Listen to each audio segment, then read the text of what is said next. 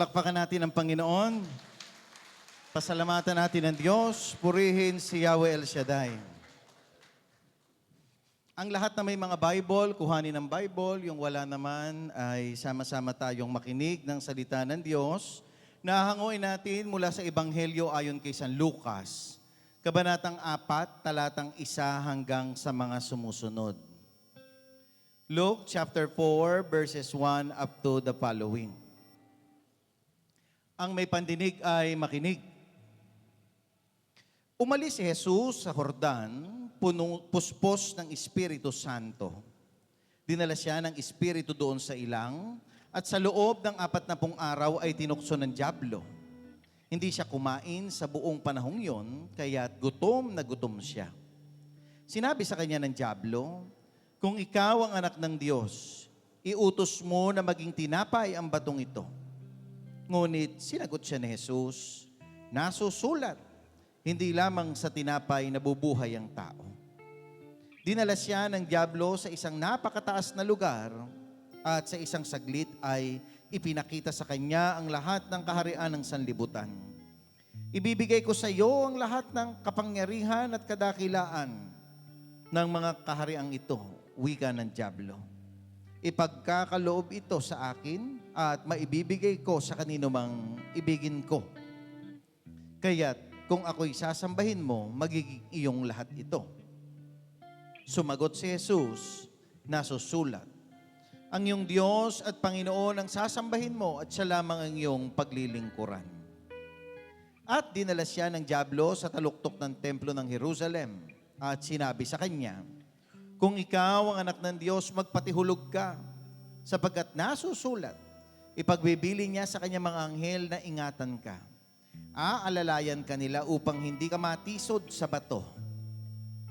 Subalit, sinagot siya ni Jesus, "Nasusulat, huwag mong subukin ang Panginoon mong Diyos." Pagkatapos siyang tuksohin ng dyablo sa lahat ng paraan, ito'y umalis at naghintay ng ibang pagkakataon. Mga kapatid kong minamahal, ang magandang balitang pahatid sa atin ng Panginoon sa araw na ito.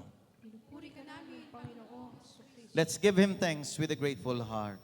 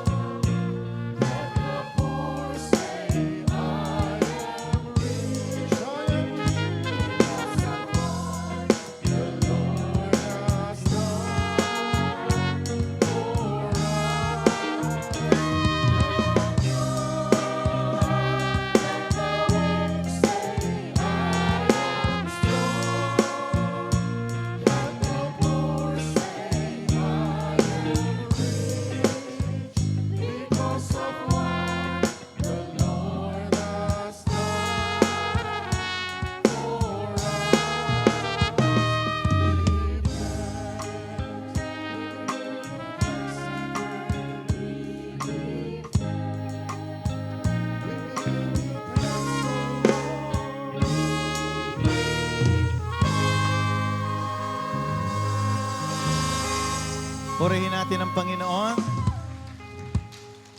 At lahat ng pinagpala, makakaupo na tayo.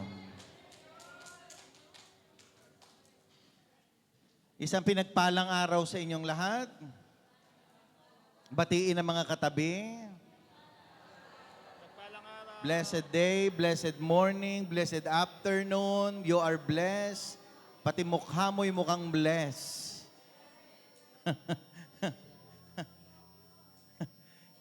Mukhang naichismis na sa inyo na ako'y galing ng ospital.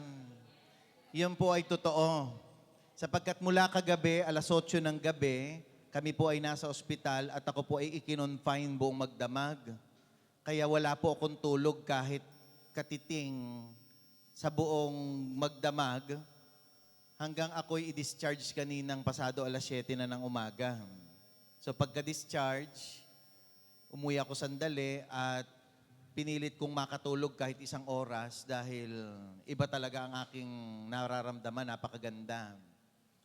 Kagabi pa, sinabihan ako ni Sister Ann, nagagalit sa akin kasi ang supposed to be kami ay kakain lamang. Kaya lang, nasa kadahilan ng mapipilit sila, pati sila Sister Lali, dahil ilang araw ko na pong nararamdaman yung sakit ng dibdib na parang may nakadagan. So natatakot sila para sa akin dahil hanggang ngayon meron siya. Pero may himala si El Shaddai. Amen! Noong isang araw pa, nagagawaan tayo ng karosa, pinipilit na nila akong pumunta ng ospital. Pero sabi ko, hindi, wala to, wala. Kasi matigas naman talaga ulo ko. Pero ganun pa man, kagabi, nang ako po ay ratratin ni Sister Lali sa telepono, pinagalitan ako. Sabi sa akin, tigas ng ulo mo. May nararamdaman ka na. Iniintindi mo pa yung pagtutok mo, tsaka yung trabaho mo. Pag namatay ka, lalong wala. Hanggang pinagtulungan nila akong dalawa, wala po akong nagawa, kundi dalhin ng diretso sa ospital. Pagpasok ko doon, sabi ko, Lord, kapag po ako po ay may nakita sa akin, for sure, hindi ako palalabasin, makukumpine ako ng ilang araw. Hindi ako makakapagtok bukas at hindi lamang hindi makakapagtok, kundi pag nagkataon, ay baka Lord ka ako ay ma-confine. Naggagawa pa naman kami ng karosa ng sanktuaryo. So, hindi ko alam kung paano nila tatapusin yon. Kaya abot ang aking panalangin, ngunit sabi ko, Panginoon, promise, kapag walang nakita, bukas kahit puyat ako, magtotok ako. Kasi pinipilit na ni Sister Ann, tawagan si Brother Albert, tawagan si Jopre, magpapalit na ako. Pero sabi ko, hindi, pagsubok lang to, kaya to. Hanggang na ako po'y i-check, bandang alas 12, hanggang ngayon nga masakit pa yung kinuna ng dugo, ang daming nakatusok na ganun. Unang resulta, mababa ang troponin. Kasi sa troponin nalalaman kung may tama yung mga arteries ng heart. Kasi dati, noong ako po ay na-heart attack noon, ang troponin ko is nasa 240. While ang minimum ay 0 to 12 lang. Imagine niyo yung akin. Kaya sabi noon, bypass daw ako. Pero na-bypass yung bypass. Hindi siya natuloy, hindi siya nanalo sa akin. Dahil kasama ko si El Shaddai. Kaya naman sabi ko, Lord, kung luluobin mo, sana walang makita. So, unang resulta, 7. So, ibig sabihin, kung ang range niya 0 to 12, walang may tama sa arteries ng puso. So, safe ako, ibig sabihin. Kaya lang, nung tuwan-tuwa na kami, dahil 7 lang, humirit pa ang doktor. Yung pangalawa yon, humirit pa ang doktor. Pangalawa pala 7, una 9. So, humirit pa ang doktor. Sabi niya, di pwede. Kailangan para makasigurado tayo, isa pa uling test ng dugo. Hala. Sabi ko, iintayin na naman natin ito ng matagal. So, sa madalit sabi, inulit-uli. Parang kumbaga sa may cancer, kailangan mayroong second opinion. Parang ganon, para malaman kung talagang meron o wala. Sawa ng Diyos, 7 o'clock na nang ako ay discharge. At sinabing, humihinga pa ako ng maayos, tumitibok pa ang puso ko ng maayos, walang nakabara, purihin ng Panginoon, buhay tayo. Kaya nariminish ko tuloy yung mga unang araw ko sa gawain kasi si Sister Ann talagang ayaw akong pagtokin. Sabi niya, sumunod ka. Sinabi ng hindi po pwede, magpahinga. Puyat na tayo, tapos magtotok ka pa. ay nagpaawa epek ako kanina. Sabi ko, alam mo ba ako, nung nag-uumpisa pa lang ang gawain dito sa Qatar, sa loob ng 1 taon, ako lang ang preacher, walang iba. Kahit ako'y inaapoy ng lagnat, hindi ko malimutan yung araw na iyon na talagang hindi ko na kaya, tumuloy pa rin ako para mag-talk kasi obligasyon ko yun sa Panginoon. Yun ang sinumpaan kong tungkulin. Kaya hanggang kaya ko, di ba dumadating nga ang time na inaatake ako ng matinding sakit ng paa, kahit nakaupo ako diyan, magtotok ako. Kasi pinangako ko yun sa Panginoon. So, dahil yun ang mission ko, mamamatay ako sa mission ko. At pinapangatawanan ko, sabi ko, Panginoon, sana mapangatawanan ko yung pangako ko sa iyo na lagi naming sinasabing, I will praise you till I die, El Shaddai. Kaya yung mga namamatay sa presensya ni El Shaddai, tsak yun. May nag-iintay na sa kanila sa buhay na walang hanggan. Amen? So mangungonsensya uli ako. Maraming salamat sa lahat ng tumutulong sa paggawa ng karosa. Kami po ay nakapitong araw na at mabubuo na. So bukas muli meron. Kulang pa po yung islat ng pakain kung may interesado pang mag-donate. So sunod-sunod na tong araw na to. Sabado, Linggo, Lunes dahil Tuesday ang enthronement. Ha? So kung may interesado, tuloy. Ngayon po, hindi ko na pakakahabain kasi nangako ko kay Sister Ann, sabi ko, payagan mo na ako mag-talk. Sandali lang ako para makatulog. Ganyan kabait ang aking BFF.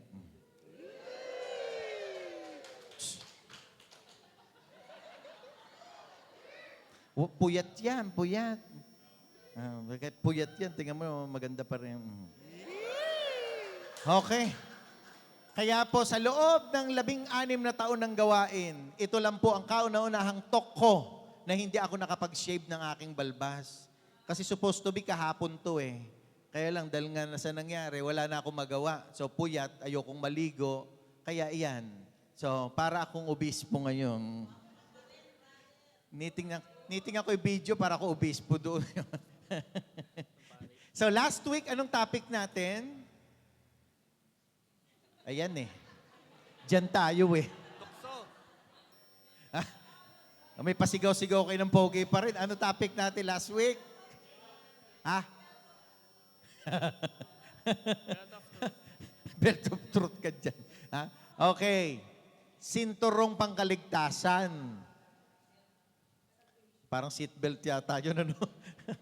Belt of truth, big kiss ng katotohanan. Okay. So last week, tinalakay po natin yung iba't ibang mga baluting kaloob sa atin ng Panginoon upang managumpay tayo sa laban ng buhay na ito. So, ang buhay na ito ay isang spiritual journey. It is a spiritual battle at kailangan sa isang spiritual battle, meron tayong mga gamit upang tayo ay magtagumpay sa buhay. Kung maalala ninyo, naikwento ko last week kung ano yung istorya ng spiritual battle ni Paul habang siya'y nakakulong. So, nung nasa Roma, si San Pablo Apostol, yung unang pagkakakulong sa kanya ay isinulat niya po yung aklat ng pahatid niya sa mga taga-Epeso. Na kung saan, nang isulat niya ito, iyon po ay panahon na siya ay nakabilanggo at naka-house arrest doon sa kulungan. At nung time na siya po ay naka-house arrest doon sa kulungan, nakita niya yung mga Roman guards na papalit-palit na nagbabantay sa kanya every 6 to 8 hours, nakita niya kung ano yung kanilang mga kasuotan. At dahil doon, sa kababantay ng mga to, marami ding ang na-convert na mga Roman soldiers sa Christianity at sumunod sa aral ni Kristo sa pamamagitan ng pagtuturo ni Pablo. Kasi habang sila'y nagbabantay doon sa selda niya, nakakatsikahan niya. Kaya nasishare niya yung Word of God. Kaya lumaganap ang Kristiyano, hindi lamang sa mga nasa labas, kundi pati yung mga nasa loob na tagabantay ni Paul. So, nakita ni Pablo na ang isang Roman soldier, para manalo sa labanan, kailangang mayroong sinusuot sa katawan. May tinataglay sa katawan upang pagdating sa laban, sila ay manalo. Una doon, at yung pinaka-crucial na dapat suot nila ay ano? Yung kanilang sinturon. Kaya tinawag niya tong the belt of, ang tawag niya? Belt of truth. Ha? So, yung belt of truth. So, sinturon. Isinusuot ang sinturon sa harapan ng kanilang mga tunic, ng mga tunika, upang maprotektahan yung kanilang kasuotan na hindi sayaw-sayaw. Kasi yung tunika, diretsyo lang yon. So, pag may belt sila, napoprotektahan nila yon, hindi nagiging sagabal sa kanilang pakikipaglaban. At ganun din niya tinuring yung belt of truth na itulad natin sa ating buhay pananampalataya. We have to guard our mind. So, kailangang itali natin ang ating isipan sa mga bagay na makalangit. Ituon ang ating isipan sa mga bagay na makadiyos at hindi sa mga bagay ng mundong ito. Amen? Amen? So, kapag tinutokso ka ng dyablo, anong gagawin mo para managumpay? Isuot ang sinturo ng katotohanan. Ha? So, ang Panginoong Jesucristo po, hindi nakaligtas sa tukso ng dyablo. So, tinukso din ang Panginoon nung siya po ay dumating sa punto na dumaan siya, pahingi nga ng upuan.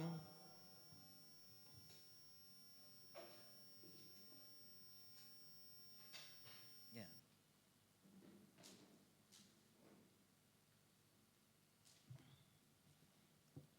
May iba talaga sa aking nararamdaman. Mukhang pagpapalain kayong lahat ngayon. Mahina. Ayaw nila. Amen! Ayan. Okay. So, nung ang Panginoong Jesucristo'y tinukso doon sa ating mabuting balita, mapapansin po ninyo, ilang beses siyang tinukso?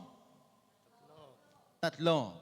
So, tinukso ang Panginoon sa panahon na kung saan siya po ay nasa spiritual law ng kanyang buhay. So, dumaan siya sa kanyang pagbabautismo at matapos siyang bautismohan, sumunod doon siya ay nag-fasting. Sa panahon na siya ay gutom na gutom, doon dumating ang dyablo upang siya ay tuksohin. At ang unang tuksong ibinato sa kanya ay ano? Sabi ng dyablo, gawin mong bato ang tinapay.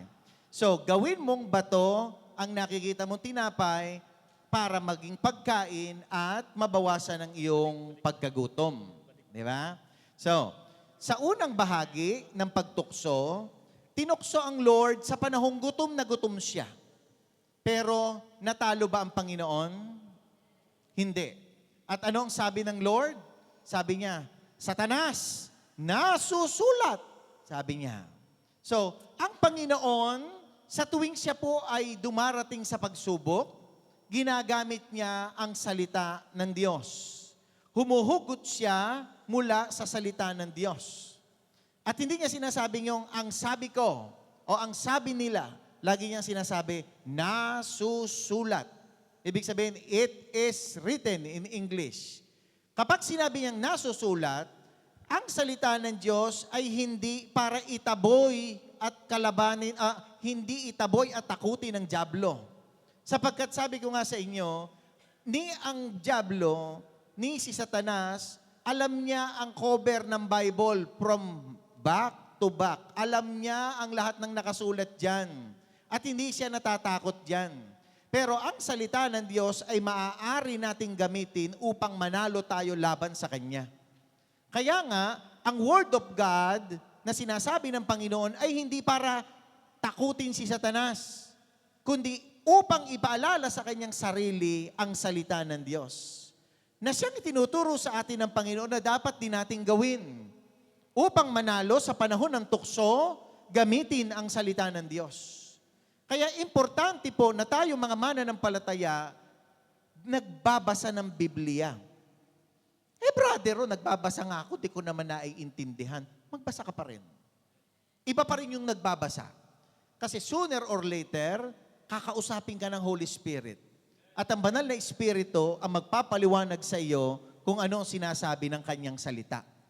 Kaya nga po mga kapatid ko kay Kristo, mahalaga ang pagbabasa ng salita ng Diyos. Mahalaga na may mga Bible verse tayo, lalo ng mga importanteng verses, na alam po nating gamitin para kung darating tayo sa panahon ng tukso, mapaglabanan natin ang tukso. Matalo natin ang manunukso. Magtagumpay tayo sa tukso. Amen? So, sa unang tukso, sinabi niya, nasusulat, hindi lamang sa tinapay. Ikalawa, tinukso na naman siya. Alam nyo, yan ang hangang-hanga din ako sa mga demonyo. Alam mo, mga demonyo, they are very patient. Oo, matyaga sila. Buti pa ang demonyo matyaga. Mga anak ni El Shaddai, tamad. Buti pa sila matyaga. Talagang hinangaan Hinangaan ko ang katyagaan. Kasi talagang pag sinabi mong matyaga, tingnan mo, hindi na kontento nung una. Kasi hindi siya nagtagumpay, bumalik ulit. Pagbalik, nilapitan uli si Lord. Ano sabi niya pangalawa? Dinala sa taas, sa mataas na taluktok. At sabi sa kanya, ibibigay ko sa iyo lahat na yan. Pero sabi ni Lord, nasusulat. Nasulat ulit. At yung pangatlo pang tukso uli, hindi pa rin siya nakontento. Nung di pa rin niya nakuha, binalikan uli niya. Lagi siyang may comeback movie. Yung pangatlo, tinukso na naman niya. At hindi lang yon. Sabi ng kaaway, lagi mong kinukot sa akin, nasusulat. Babalikan din kita ayon sa nasusulat. So niresbakan siya ayon sa nasusulat. At ano sabi niya? Magpatihulog ka. Sapagkat ni ang paa mo ay hindi sasayad. Sasaluhin ka ng mga anghel. Hindi tatapak yung iyong paa sa mga batong matatalas diyan sa lupa. Hindi sasayad. Saan niya kinuha yung quote na yon? Tinuro ko sa inyo from Psalm 91. Di ba? Pero hindi ko po matapos last week yung topic kasi tinaasan na ako ng oras. Kaya nagmadali ako. Pero ang kadugtong talaga noon, kinote ng Diablo ang Psalm 91, pero kinote niya ito na hindi buo. Hindi buo. Tingnan nyo nga mga panyo nyo. Tingnan nga, kunin nyo panyo. Kunin ang panyo ni El Shaddai. Okay, kunin ang panyo. Tingnan nyo yung verse 11. Ano sabi sa verse 11?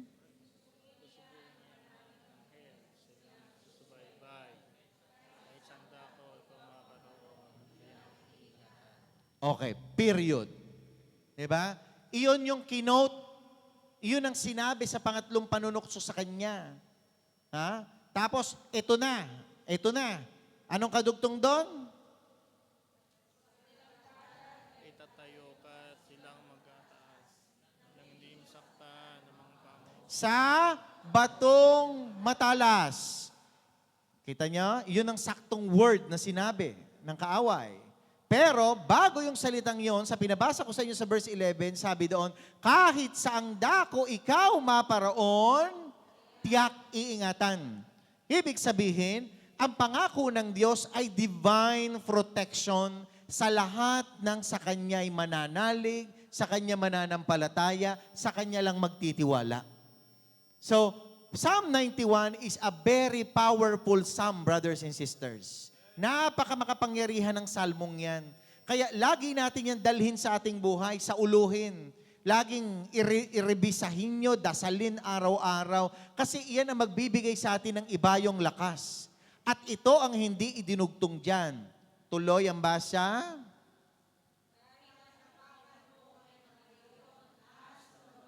Okay. Huminto ang dyablo saan? Doon sa batong matalas. Diba? Pero ang ipagtataka mo, bakit hindi niya binanggit na kahit ang tapakan mo ay ito, iyan. Bakit hindi niya binanggit? Kasi laban sa kanya yon. Laban sa kanya. Kung makikita niyo po ang wordings ng Salmo 91, ito'y ipinakikita na ahas, leon. Pero kung titingnan mo rin sa kasulatan, ang mga ito ay ilan sa mga bagay na tumutukoy kay Satanas. Ang sabi doon, si Satanas ay isang ahas. Siya ay isang serpiente. Serpent. Nakita nyo? Na pwede mo daw tapakan at hindi ka maaano. Ibig sabihin, kung babalik ka ng verse 11, iingatan ka kahit saan ka maparoon at pag tumalong ka doon, kahit tapakan mo ang demonyo, ibig sabihin, yung kanyang mga gawa, hindi ka siya manalo sa iyo, natatapakan mo siya, natatalo mo siya, still, gawa iyan ng divine protection na kaloob sa iyo ng Diyos. Did you see the beauty of Psalm 91? Kaya kahit ang tapakan mo, mga liyong umaatungal na kutakot-takot na problema, mga ahas sa buhay mo at mga demonyong gumagalaw upang ikay pabagsakin sa iyong pananampalataya, ang sinasabi sa iyo ng Panginoon, kapag ikaw ay nasa ilalim ng aking divine protection, you are always protected. Walang mangyayari sa iyo. At hindi ka kayang talunin ng kaaway kapag ang proteksyon ni Yahweh El Shaddai ay nasa sayo. Palakpakan natin ang Panginoon. Sa tatlong tukso na ginawa ng kaaway sa Panginoong Hesukristo, tatlo po ang ipinakikita dito. Ang katauhan natin bilang tao, ang katawan nyo, ang katawan ko, ay binubuo ng tatlong bagay. Ano yon? Body, soul, and spirit. Yung tatlong yan, tinukso yan ng dyablo sa Panginoong Hesukristo. Yung unang tukso niya, sabi niya, gawin mong bato ang tinapay. That time, nakapasting ang Panginoon. Pinalalakas niya ang kanyang body. Ang tukso sa kanyang pangangatawan, gawin mong bato upang pag nawala yung pagiging bato at naging tinapay, kinain mo, mabubusog ka, tapos na ang fasting mo. Tama? Diba? Pero sabi ng Lord, hindi eh. Hindi ito ang will ng Lord. Ang gusto mangyari ng Panginoon, maihanda ko ang aking sarili para sa aking ministeryo. That's why I fast. Bakit po tayo nagpapasting? Sa ating mga Katoliko Kristiyano, mga anak ni El Shaddai, marami sa atin nagpapasting sa iba't ibang dahilan. Amen? Pero, ang isa po sa idinudulot ng pagpapasting ay upang pahinain ang ating katawang pisikal at palakasin ang espiritu sa pamamagitan ng panalangin. Kaya tayo nagpapasting, pinahihina yung pisikal na katawan. Pansinin nyo, kapag matindi gutom mo, nakakapag-isip ka pa ba ng maayos? Hindi. Kapag matindi gutom mo, nanlalata ang katawan, tama? Diba? So kapag nanlalata ka, naiiwasan mong gumawa ng masama. Naiiwasan mo ang kahalayan sa buhay. So, pag ikaw ay mabusog na busog, ang dami mong naiisip, ang dami mong gustong gawin, lalo na ang katawan mo ay mahina. Ang espiritu mo mahina, marami kang gustong gawin. Kaya nagkakasala ang tao. So, ang unang dinadali po sa katawan ng tao ng kaaway, pansinin nyo, lust. Lust. Kasi lahat tayo hindi exempted sa lust. At sa buhay ng tao, kapag ang tao po, pansinin nyo, napunta sa trabaho ng kahalayan, halimbawa, nangaliwa, sabihin mo yung tao nagnakaw, medyo bahagya pa yun sa tingin nila eh. Pero sabihin mo, ng lalaki yan, ng babae yan, ay, ang laking chismis nun. Diba? Lalo na, yung babaeng yan, may asawa yan, tapos may kinakasamang iba. Sa atin, laking bagay nun, ha? Laking issue nun. Diba? So, lust ang unang dinadali sa katawan ng tao. Now, anong antidote sa katawan ng tao na tinitira ng kaaway sa pamamagitan ng lust? Fasting. When you fast, humihina ang katawan, but through prayers, pinalalakas ang espiritu. Palakpakan natin ang Panginoon. Sa ikalawang tukso, sabi ng dyablo, ano? Ano sabi? Ibibigay ko sa iyo lahat ng makikita mo dyan. Ano ang inaatake ng kaaway? Soul. Yung ating kaluluwa. Inaatake tayo ng kaaway sa pamamagitan ng greed. Ano yung greed sa Tagalog? Kasakiman. Marami po sa atin, ipagpapalit ang gawain ng Panginoon, magkapera lang. Marami po sa atin, ipagpapalit ang gawain para sumamba sa Diyos, magkamalang ng salapi. At marami rin pong tao, ipinagpapalit ang kaluluwa sa pamamagitan ng salapi. Greed. Ano ang antidote sa greed? Pagiging bukas palad. At yan po ang isang sikreto ng gawain na ito. Itinuro sa atin ng punong lingkod na ang pagbibigay ay umaani ng pagtanggap. Kapag nagbigay, ang kapalit ay biyayang tatanggapin. Yan ang tinuro sa atin. Kasi ang patakaran ng mundo, kapag nagbigay ka, mababawasan ka. Pero ang patakaran ng Diyos, the more you give, the more blessing you will receive. Amen? Sabi po ng Biblia yon, hindi ko sabi yon. Kaya bawat nagbibigay, may tinatanggap. At brothers and sisters, hindi ako magtataka kung bakit ang dami po sa atin ang pinagpapala ng Panginoon lubos-lubusan kasi ang ating pagbibigay sa Kanya hindi nagbibilang, hindi nangungwenta. Kasi may taong pag nagbigay, nangungwenta eh. Di ba? At hindi lang yon. Minsan nga, hindi ka lang sa gawain nagbibigay. May iba pa yung charity mo, iba pa yung tinutulungan mong kamag-anak mo, iba pa yung may sinusuportahan ka, iba pa yung nagbibigay ka ng pagkain sa mga gumagawa ng karosa. Diba? Ang dami mong ipinagkakaloob. Kaya ang biyaya sa iyo, sabi ng Panginoon, hustong takal, siksik, liglig at umaapaw. Bakit umapaw? Dahil saan? Sa pagbibigay. So, yun ang antidote para ang ating kaluluwa ay malayo sa kasakiman. Piliin natin ang magbigay kaysa ang kumamkam ng marami. Amen? Ang Diyos naman, pag-deserve mo at para sa'yo, ipagkakaloob eh. Diba? Minsan nga, hindi mo na hinihingi yung biyaya, dumadating pa. Ganyang kabuti ang ating Yahweh El Shaddai. Amen? The God who is more than enough. Kasi ayaw din ng Panginoon na tayo mamumroblema tayo sa kabuhayan. Ayaw ng Panginoon mamumroblema tayo sa salapi. Kaya ang Diyos ipagkakaloob sa atin yan. Amen? So, ikatlong inaatake ng kaaway sa Panginoong Jesucristo ay ang kanyang spirit. Ano sabi sa pangatlo? Dadaling kita sa taluktok na dito. Bundok ba yun? Saan ba siya dinala?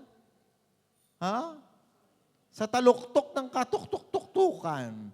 So, dinala doon, magpatihulog ka at sasapuhin ka ng mga anghel. Kapag ikaw ay nasa tuktok, anong tawag sa buhay mo? Ikaw ang top-notcher.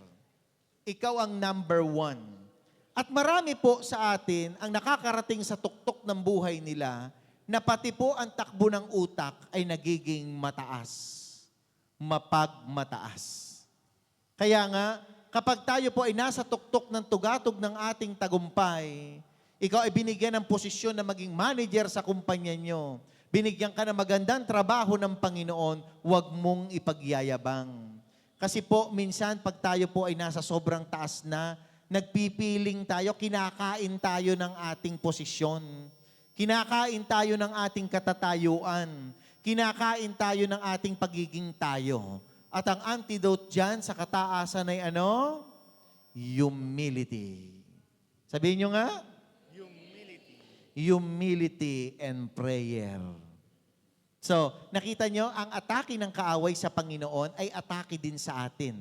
Inaatake ang katawan, inaatake ang kaluluwa, at inaatake ang espiritu. Kasi ang gusto niya, mawala tayo dun sa alignment papunta sa langit. Ang number one goal niya, mapasama tayo sa Kanya. Pero napakabuti ng Panginoon. Kasi hindi papayag ang Diyos na tayong mga minamahal niya ay mauwi lamang sa wala.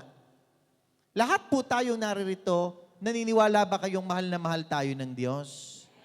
At dahil mahal na mahal tayo ng Diyos, gagawin ng Panginoon ang lahat upang ibalik tayo sa Kanya. Amen? Kaya nga, itinuturo sa atin ang salita ng Diyos na sa tuwing darating ang atake ng kaaway, lagi nating isuot yung mga panlaban sa kaaway. Sabi doon, una, the belt of truth. Una daw, panlaban natin yon upang manalo tayo sa laban. Balikan nga natin yon. Naalala kong bigla. So, Ephesians chapter 6, verse 14. Kaya maging handa kayo. Gawin ninyong bigkis ang katotohanan. Ito ang ikalawa. itakip sa dibdib ang baluti ng pagkamatuwid. Sabihin nyo nga, baluti ng pagkamatuwid. Tatanungin ko kayo, sino sa atin ang matuwid?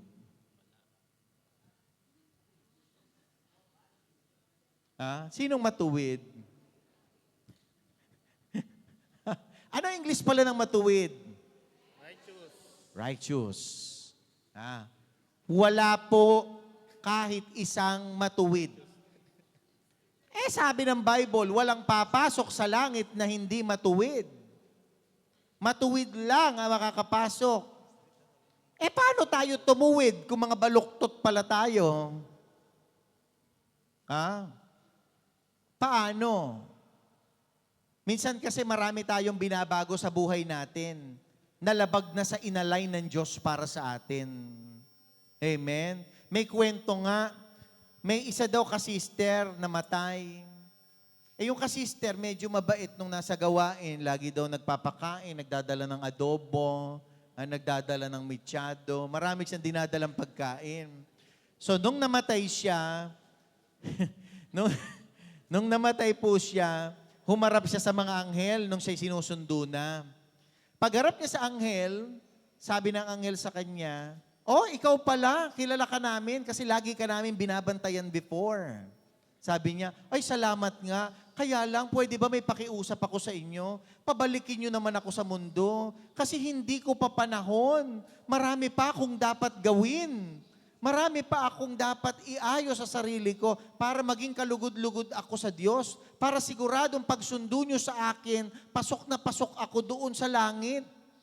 Sabi ng mga anghel, taga-sundo, sa bagay, friend ka naman namin kasi lagi ka naming binabantayan. Sige, papayagan ka namin. Pero ituwid mo ang dapat ituwid. At mabubuhay ka pa hanggang 85 years old. Sabi ng anghel, 50 pa lang siya nung sinusundo na siya. So, ibig sabihin, may 35 years pa siya. Amen? So, sabi niya, salamat, pababalikin niyo ako. Pinabalik siya ngayon ng anghel. Nabuhay muli yung katawan niyang inalisan na ng Espiritu. Nung siya'y mabuhay, bumangon siya, pinuntahan niya ang kanyang mga kamag-anak at sabi niya, kukunti na lang ang nalalabi kong panahon, 35 years. Kaya't marami akong dapat gawin sa sarili ko at dapat kong ituwid. Ginawa niya ngayon, namigay siya ng maraming tulong sa mga mahihirap, sa DPWH, tumulong, nangolekta siya ng kung ano-ano. At marami siyang tinulungang mga kamag-anak niya. Halos yung mga pera niya ay pinamigay na niya kasi 35 years, milyon-milyon ang kanyang pera. Tapos ginawa niya, sabi niya, i-enjoyin ko na rin ang buhay kasi sabi ni Solomon sa aklat ng mga mangangaral, ano pa mangyayari sa buhay na ito? Sa buhay na ito, pag nawala na, we have to enjoy. So kumain siya ng kumain sa masasarap na restaurant. Nagpunta siya sa iba-ibang bansa, nag-travel siya. Ginawa niya ang lahat to the extent na masulit niya yung 35 years. But unfortunately, 5 taon pa lang po siya nabubuhay, binawian na uli siya ng buhay at sinundo ng anghel. Nang siya'y sunduin ng anghel, nagkita silang muli ng BFFs niya. Sabi niya, teka, sabi niyo 35 years. 5 years pa lang. Sabi ng anghel sa kanya, sino ka ba? Sino ka ba? Yun ang tanong sa kanya. Sabi niya, ako si Sister Esmeralda. Yung kausap nyo 5 years ago, na ang sabi ko, itutuwid ko ang buhay ko, ganyan. Napakamot ng ulo ang anghel. Sabi, kaya lang hindi na kami sumusundo ng pangatlo hanggang pangalawa lang. So pag sinundo ka na namin ng pangalawa, iyon na yun. Sabi ng anghel, ikaw pala yung pinabalik namin 5 years ago. Oo, ako yon. Sabi ng anghel, bakit sinundo niyo uli ako? Sagot ng anghel, kasi di ka namin nakilala. Kasi nung nag-travel ka sa abroad, ang dami mong pabotok sa mukha, nag-iba ang itsura mo talaga. Kaya sinundo ka na namin, akala namin ibang tao ka, ikaw pala yun. Sa dami ng niretoke sa mukha niya, hindi siya talaga nakilala ng anghel. Tumaba pa siya kakakain. Ha? Kaya huwag niyong babaguhin ang itsura niyo. Kasi baka sa halip na hindi ikaw ang susunduin, masundo ka nang wala sa panahon. dahil sa halip na ang pagbibigyan niya ay mapayat, ay mataba ka, ikaw na yung nasundo, halika na, sama ka na. Ha? So, kaya hindi nasundo. Well, anyhow, kwentong katatawanan lang yun. Ha? So, sinundo na siya. So, wala na siyang laban sa pangalawang sundo. Pero tayo, sa atake ng kaaway, sinasabi ni St. Paul, may panlaban ka. Ha? May panlaban ka. Ano yung panlaban mo? Pangalawa?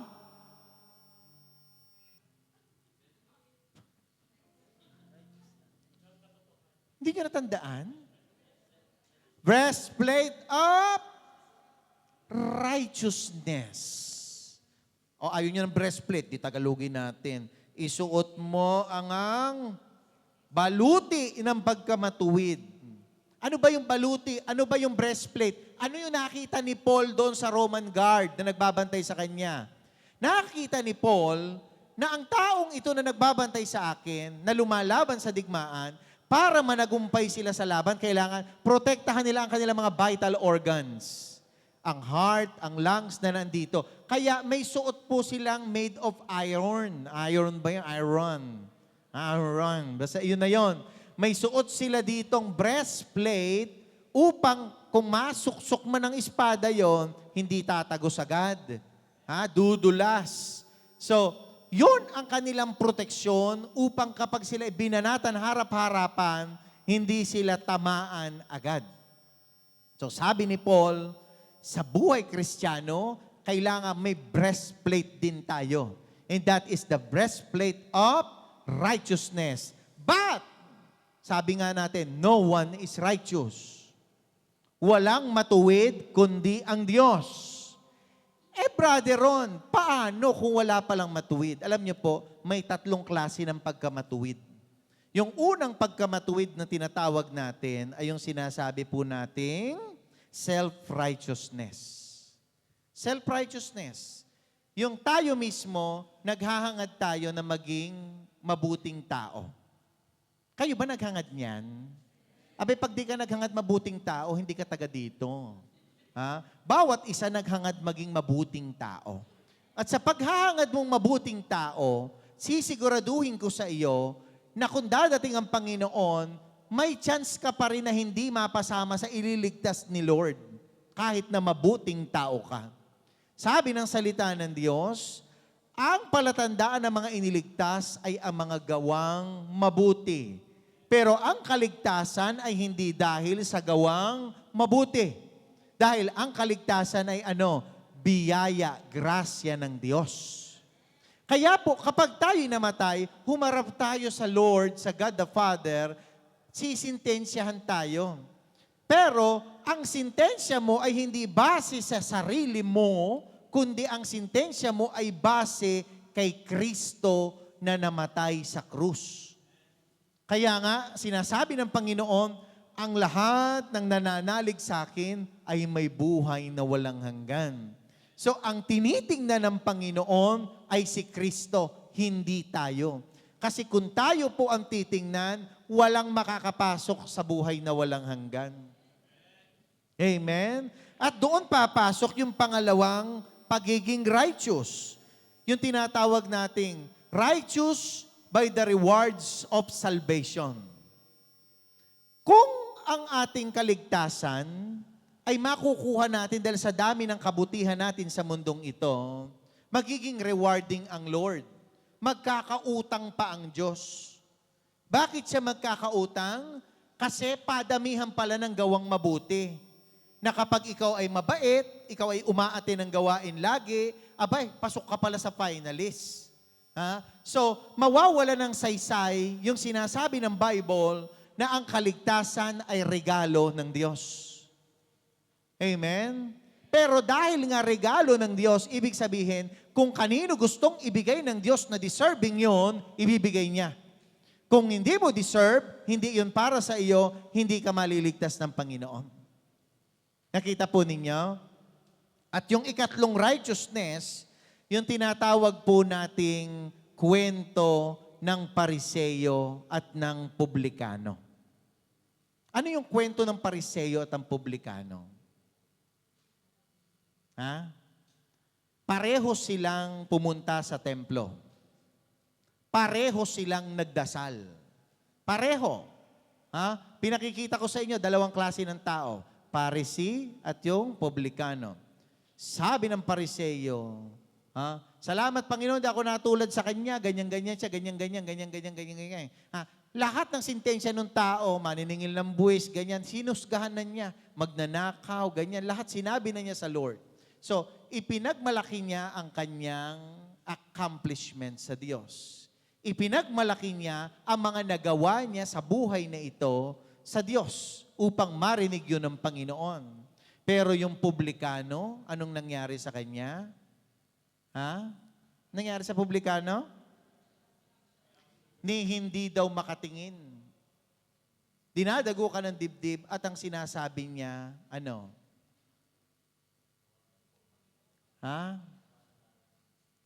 Humihingi siya ng tawad. Sige, tingnan natin Sa Luke chapter 18, sabi doon, O Diyos, mahabag po kayo sa akin na isang makasalanan. Sabihin nyo nga, O Diyos, mahabag po kayo sa akin na isang makasalanan. Brothers and sisters, every time you go to the church, kapag po kayo ay humaharap sa altar, when you bow, always say, Panginoon, mahabag po kayo sa akin na isang makasalanan. Yun ang routine ko. Kasi sinasalamin ko ang sarili ko doon sa taong yon na hindi man makatingin sa langit, nakatayo sa malayo, dinadago ka ng dibdib, at inaamin na siya'y makasalanan. So when you face the altar, huwag lang kayo bow ng bow. Yung iba sa inyo nakikidamay-damay lang Yung iba haharap doon sa may sacrament doon, chapel, babaw. Ewan ko kung may dinadasal yun o nagbabaw lang.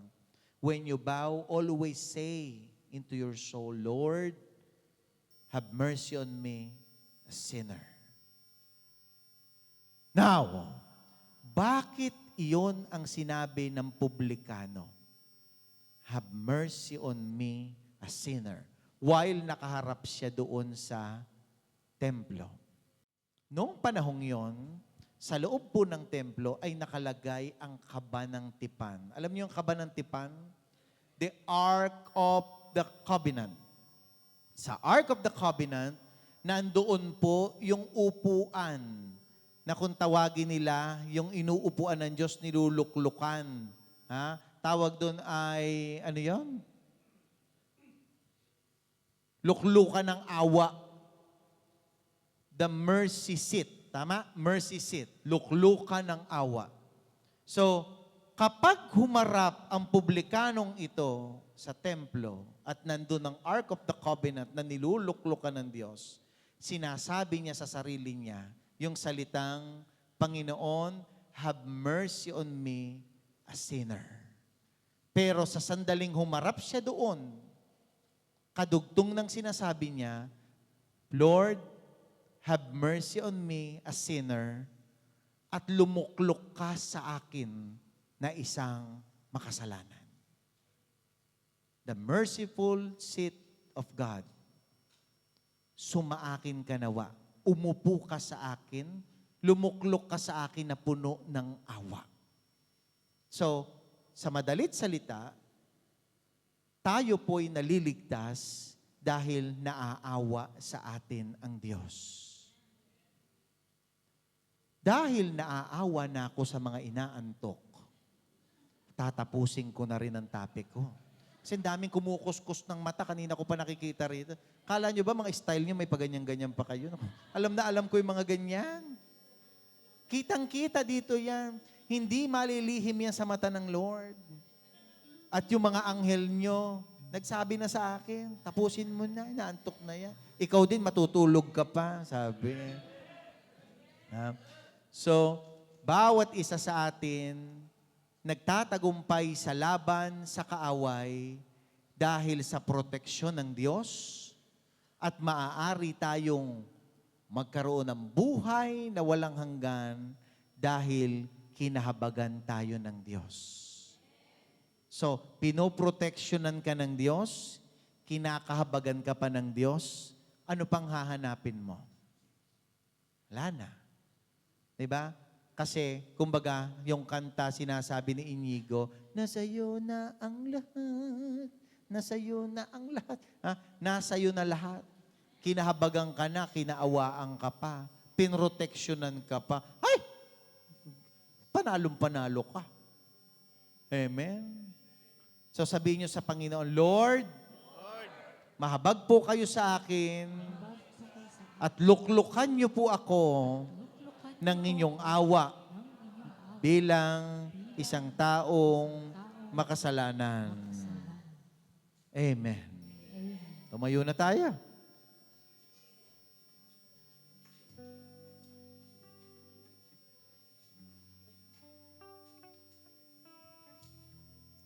Okay? Taas ang ating mga kamay, pikit ang ating mga mata. Sabihin natin, Yahweh, sa araw na ito, nagpapasalamat po ako sa iyo sapagkat minsan pa ipinakita mo sa akin ang iyong salita. Panginoon, salamat po sa iyong divine protection, sa iyong habag, sa iyong awa, na kung saan sa araw-araw na ibinibigay mo ito sa akin, nananagumpay ako sa laban sa kasalanan. Dalangin ko, Panginoon, na sa bawat atake ng kaaway sa aking buhay sa araw-araw, pagkaloob mo, maging mananagumpay ako sa pangalan ng Panginoong Heso Kristo. Amen and amen. Kuhanin naman.